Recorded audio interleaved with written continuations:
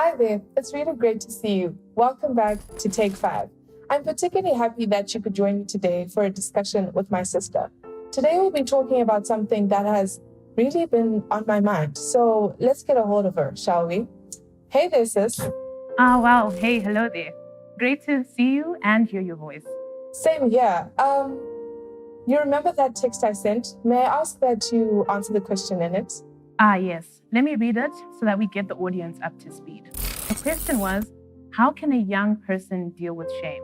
For example, body shaming. I think before we dive into answering the question, let's get the essentials out of the way. Let's begin by asking ourselves, what does shame mean? I couldn't help but think that a really good place to get the definition was from Brené Brown, a renowned researcher on concepts such as vulnerability, shame, and courage. Side note, she also has one of the most viewed TED Talks. She defines shame as the intensely painful feeling or experience of believing that we are flawed and therefore unworthy of love and belonging. Something we've experienced, done, or failed to do makes us unworthy of connection. So is shame a feeling of, feeling like a mistake or just inherently bad? Yes, that's exactly it. A bit scary, right? It really is. But I think this is something that a lot of people can relate to. I think the example of body shaming is a good one to zone in on. A lot of my friends, whether male or female, have experienced this, being called too fat, too short, too thin, too tall. It is evident that when it comes to shame, what we say to other people has a huge role in how they end up perceiving themselves. What advice would you then give to people who are body shaming? Well, I wish I could give them a piece of my mind. But really, the shaming could be done by all of us, even unintentionally. I'm grateful, though, that the Bible already does the talking for us. Let's look at James chapter 3.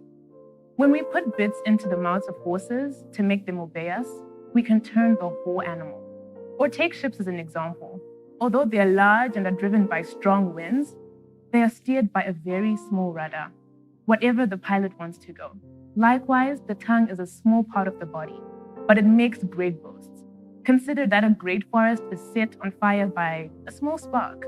The tongue also is a fire, a world of evil among the parts of the body. It corrupts the whole body, sets the whole course of one's life on fire, and is itself set on fire.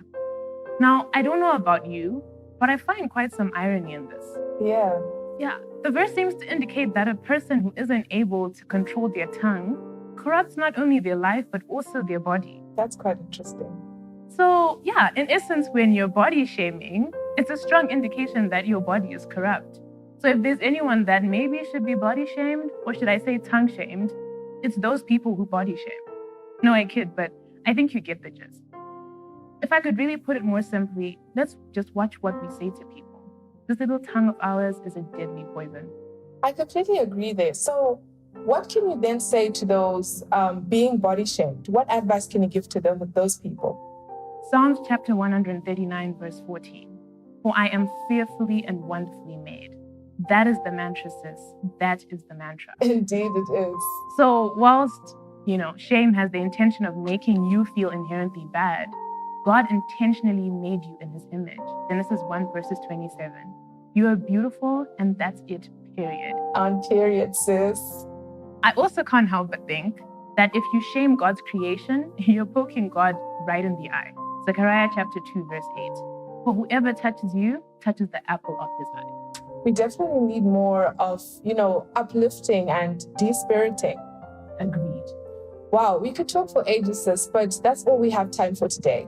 Thank you for joining us on the first episode of, body shaming. And what we were talking about here with my sister, I feel like it was really interesting and very uplifting. So thank you for joining us. Bye.